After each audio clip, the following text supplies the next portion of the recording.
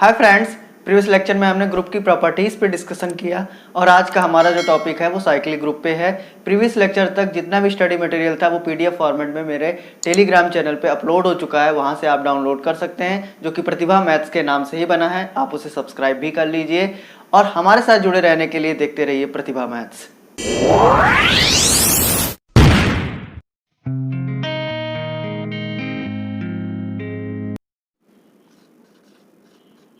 Cyclic group को define करते हैं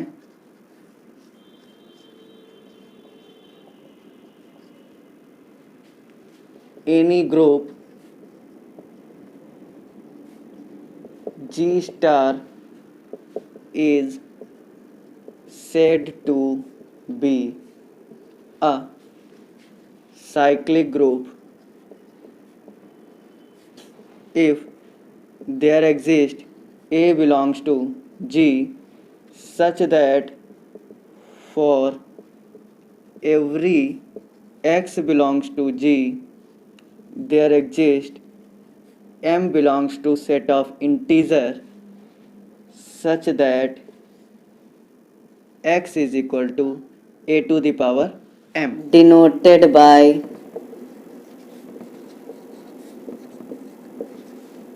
or A inverse, where A inverse is called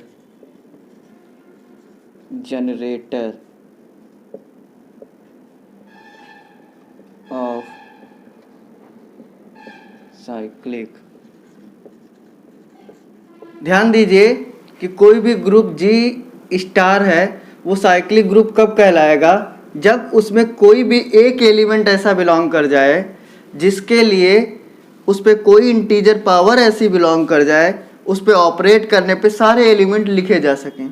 मतलब ग्रुप में जितने भी एलिमेंट हैं वो किसी एक एलिमेंट की पावर लगाने पर रिप्रेजेंट किए जा सकें, यानी किसी एक एलिमेंट से ग्रुप पूरा का पूरा जनरेट किया जा सके, तो फिर वो हमारा कैसा ग्रुप हो जाएगा, साइक्लिक ग्रुप हो जाएगा। कुछ इस तरीके से मान लीजिए अगर A लिख रहे हैं तो इसका मतलब क्या है कि A to the power M type के एलिमेंट्स इसमें आए और M आपका कहाँ से आएगा, इंटीजर से। तो ध्यान दीजिए एक ऐसा ग्रुप जिसमें किसी भी सिंगल एलिमेंट से हम पूरे ग्रुप के एलिमेंट को लिख सकते हैं, पूरे ग्रुप के एलिमेंट को जनरेट कर सकते हैं, वह हमारा ग्रुप क्या कहलाता है, साइक्लिक ग्रुप कहलाता है। जिस एलिमेंट से हम जनरेट कर रहे होते हैं तो वह उसका क्या होता है, जनरेटर होता है।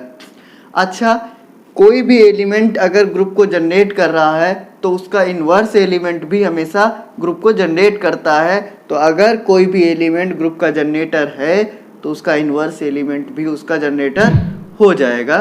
कुछ एग्जांपल्स पे बात करते हैं। जेड प्लस हमारा एक ग्रुप है जो कि मुझे पता है। अब ध्यान दीजिए इसका एक एलिमेंट क्या है, 1, जो कि जेड में बिलोंग करता है। तो हम क्या करें, 1 की पावर m का मतलब यहाँ पे क्या होता था, m कोई इंटीजर है, 1 की पावर m का मतलब यहाँ पे होता था कि 1 को m टाइम हम क्या करते थे, ऐड करते थे, क्योंकि यहाँ पे बाइनरी ऑपरेशन क्या था, एडिशन था, इसलिए हम ऐड करते थे। तो ध्यान दीजिए कि 1 से हम z के सारे एलिमेंट को क्या कर सकते हैं, जनरेट कर सकते हैं, नहीं कर सकते हैं, 1 से और -1 से भी। तो 1 और -1 से हम ग्रुप के सारे एलिमेंट को क्या कर सकते हैं, जनरेट कर सकते हैं। और 1 का जो इन्वर्स है वो -1 है, -1 का इन्वर्स 1 है, तो इसलिए ये दोनों क्या हो जाएंगे, जनरेटर्स हो जाएंगे। 1 and -1 generators of Z plus के जनरेटर्स हो गए। और ध्यान रखिए जेड प्लस हमारा है क्या, साइक्लिक ग्रुप। साइक्लिक ग्रुप है क्यों, क्योंकि हम इसके सारे एलिमेंट को 1 की पावर करके लिख सकते हैं। जैसे 2 लिखना है तो 1 की पावर 2, 3 लिखना है तो 1 की पावर 3, 4 लिखना है तो 1 की पावर 4, इस टाइप से हम लिख सकते हैं। सेम एज इट इज़ -1 की पावर करके भी हम ग्रुप के एलिमेंट्स को निकाल सकते हैं। तो इसलिए इन एलिमेंट्स के जरिए हम पूरे ग्रुप के एलिमेंट्स को लिख सकते हैं, तो ये इनके जनरेटर्स हो गए। और ऐसा हम कर पा रहे हैं इसी ग्रुप में, तो फिर हमारा वो ग्रुप क्या हो गया, साइक्लिक ग्रुप हो गया। सेकेंड एग्जाम्पल है जेड एडिशन मॉडुलो n। ये भी हमारा साइक्लिक ग्रुप है। क्यों, क्योंकि इसमें किसी भी एक एलिमेंट से हम पूरे ग्रुप को क्या कर सकते हैं, जनरेट कर सकते हैं। ध्यान दीजिए कि किसी भी साइक्लिक ग्रुप में एक से अधिक जनरेटर्स हो सकते हैं, लेकिन ध्यान रखिए कि जितने भी जनरेटर्स होंगे उनके सबके ऑर्डर क्या होंगे, सेम होंगे। तो अगर हर एक Zn के लिए 1 मेरा जनरेटर होता ही है, तो ध्यान दीजिए अगर 1 जनरेटर है तो हमने कल प्रॉपर्टी ये पढ़ी थी, order of a to the power r is equal to order of a upon GCD of r और ऑर्डर ऑफ a का। Order of a to the power r, यहाँ पर 1 की पावर r का मतलब होता है r, यहाँ पे 1 की पावर r का मतलब हो गया r जो भी होगा वही आएगा यहाँ। तो अगर इस केस में हम बात करें तो कैसे बात करेंगे, ध्यान दीजिए कि यहाँ पे ऑर्डर ऑफ 1 क्या हो जाएगा, n हो जाएगा। क्यों? क्योंकि 1 को n टाइम ही आप ऑपरेट करेंगे तभी एडिटिव आइडेंटिटी 0 आएगी, क्योंकि एडिशन मॉडुलो n है। अब n जो भी हो इंटीजर, ध्यान दीजिए कि अब हम क्या करेंगे, यहाँ पे ये प्रॉपर्टी लगाएंगे, फिर order of 1 to the power r is equal to, और ये ऑर्डर ऑफ r ले लो, ये order of 1 upon GCD r comma order of 1 क्या है, n है, और GCD of n comma r, ये ऑर्डर ऑफ r। ध्यान दीजिए वो एलिमेंट्स जिनका ऑर्डर n होगा, जो कि 1 का ऑर्डर था, जिनका GCD n के साथ क्या होगा, 1 होगा। जैसे 7 का हमें ऑर्डर बोलना है n, तो 7 का GCD n के साथ क्या होना चाहिए, 1 होना चाहिए, तभी उसका ऑर्डर क्या हो पाएगा, n हो पाएगा, और तभी वो क्या हो पाएगा, हमारा जनरेटर भी हो पाएगा। एक एग्जाम्पल पे समझते हैं। तो ये एग्जाम्पल लेते हैं Z10 एडिशन मॉडुलो 10, ये भी हमारा साइक्लिक ग्रुप होगा। इसलिए होगा क्योंकि इसमें एक एलिमेंट को उठा करके पूरे के पूरे ग्रुप के एलिमेंट्स को हम क्या कर सकते हैं, जनरेट कर सकते हैं। ध्यान दीजिए इसमें 1 प्रेजेंट होगा, इसके एलिमेंट्स कुछ इस फॉर्म में होंगे 0 1 एंड सो ऑन 9 तक। इसमें 1 का ऑर्डर कैसे निकालते थे कि 1 की पावर 10 किया, मतलब 1 + 1 एंड सो ऑन 1, 10 कॉपीज हो गई ये। तो जब 10 टाइम ऐड किया तो ये 10 हो गया, 10 को 10 से डिवाइड किया बिकॉज एडिशन मॉडुलो था, तो 0 आ गया।